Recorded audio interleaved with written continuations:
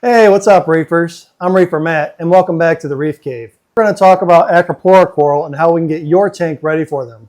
We're going to talk about lighting, flow, testing, and time, and how all of these combined will give you your best chance for success. Let's have a look, shall we?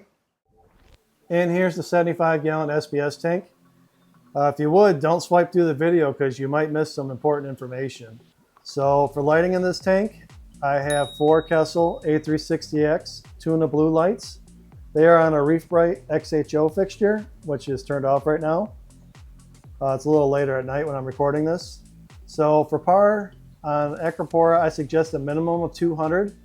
They can go a lot higher than that. I just recommend 200 minimum to keep them happy. If you really want to get bright colors on them, some people go 400, 500, 600. I recommend at least 200. This green slimer right here is just fine at 200. But you can definitely go higher than that. That's what I recommend for a minimum. And I really suggest testing your tank because just looking and guessing is not going to work for Acropora most of the time. See, this one right here is brown. That's because it's getting a lot of flow in that corner. So in order to match that flow, which will be our next topic here in a second, I would have to increase my power just in that one spot because that's where a lot of flow goes in between my gyres.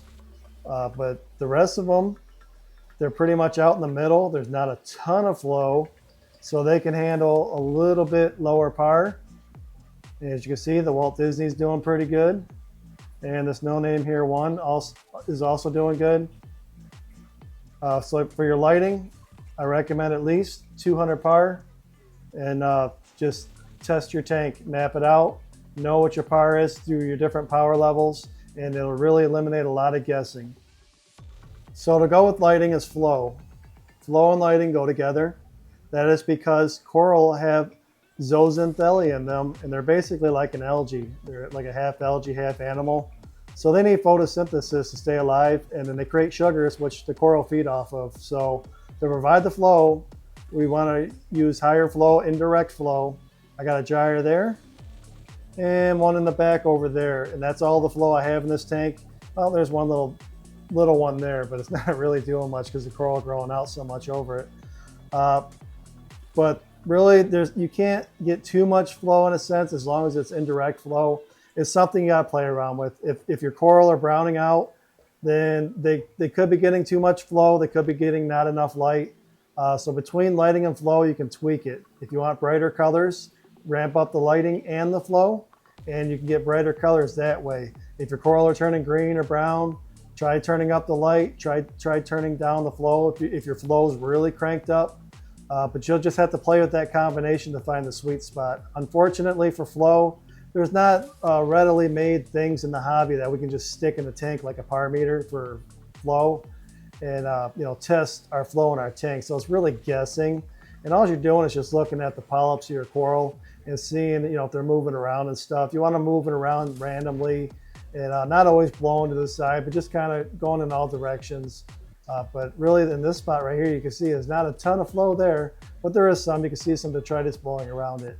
So really your tank's going to be different on what its flow requirements are. And honestly, I got to trim a lot of coral in here to open up some flow, especially this bird's nest back here. But getting back on track, make sure your flow is up, add enough gyres or wave makers, whatever you got to do to provide enough flow for your tank. All right, so next up is testing. This is the one that's going to bite you if you don't do it. So if you want to keep Acropora coral, you are going to have to test, and you're going to have to test more often. So these are just some of the testers I use. Really for this tank, I just use, as far as Hanna checkers, I use these two, the nitrate and the phosphate. And then for my alkalinity, calcium and magnesium, I do use the Neptune Trident, which I do have in the new 3D slim model, I guess you can call it. But that's what I test on here. You don't have to go that fancy if you don't want to. You can test with API test kits. I really don't care which ones you use. Just make sure you're doing it. Make sure you're testing. As far as your alkalinity, test it once in the morning before the lights come on, and test it at high noon. Whenever the lights are at their highest, that's going to be your peak photosynthesis. So at peak photosynthesis, that's when you're going to have your highest alk draw. So measure the two, and that'll tell you what your alk draw is for the day. And that's really important for Acropora. They are more susceptible to alkalinity dips than any other coral. And that's usually what kills them, is you get a big alk swing from not testing. You go from 7 DKH, and then you do a water change, and then you go to 10 DKH, for instance, if you're using reef crystals or something like that.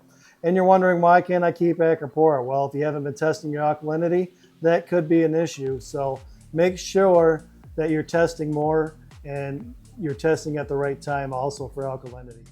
And here's my frag tank, which I have a lot of Acropora in. I could just sit here and list a bunch of parameters and say, stick to these and you'll have success. Honestly, that's not true.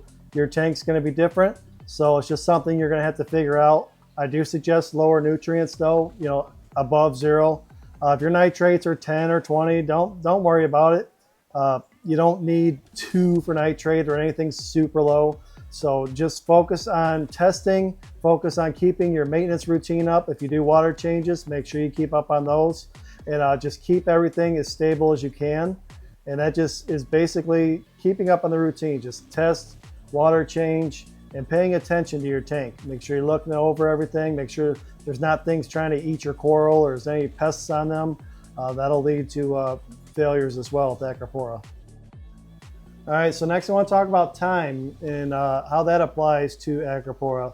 Basically, it has to do with SPS, but it really has to do with you. If you're a beginner and you have never kept Acropora, I want you to research, and I want you to get in the habit of testing your tank, like I said before. But that's what the time is for. The time is for you to really be conditioned as a reefer and to really know your tank. Like this tank here, I know when I'm looking at my coral, I know what to test for. If I see bleaching, I'm thinking either temperature, or I'm thinking elk swing, because that's what's happened in the past. So I look at this tank every single day, and that's what I want you to do is pay attention to your tank, test your tank, and then once you have a routine down and your tank's at least 6 months old or so, and you got, it's been cycled, it's been established, and you have some coral in it, then you can start trying with, coral like these, some SPS coral. And then after about a year or so, maybe even 8 or 9 months, try an Acropora like this right here, this green slimer, for your first Acropora, and see how that goes. Like I said though, for Acropora, you're going to want to test more, especially your alkalinity. Keep that alkalinity as stable as possible. At first, if you just have a tank full of frags, you will not have to dose. More than likely, you'll just have to do water changes. This tank here, I do have to dose because this tank will absorb about 1.5 DKH a day because of how many SPS coral are in here. So I do have to dose. And that'll be something further down the line that we'll discuss, and we'll get you going on that. But for now, if you're getting your first Acropora and you just have a few frags, don't worry about dosing. Just keep up on your water changes and keep up on your testing. And just the time frame, it's just for you, just so you mature in your reefing journey, and so does your tank. And another thing to consider when you're getting your coral is try to get them from a place that has the same tank chemistry as you. If you run your alkalinity around 10 DKH, don't get them from a place that runs on at 7.5, 8, because you're likely going to have issues and the coral's not going to make it. So for your best chance of success, ask the people where you're buying them from. Say, hey, what's your alkalinity like? What part are these coral in? Get a clue where they're coming from and try to match that in your tank. That way you won't just have guesswork. Be like, well, why isn't this coral doing good? I'm never buying from that place again. It may not be the coral, it may not be the place. It's just that, they just don't do so good because it's such a wide swing of parameters. So knowing that will go a long way in your reefing success. Well, that'll do it for this video on Acropora. If you have any tips or tricks, go ahead and leave them down in the comments. I'm Reefer Matt. Thank you for watching, and happy reefing.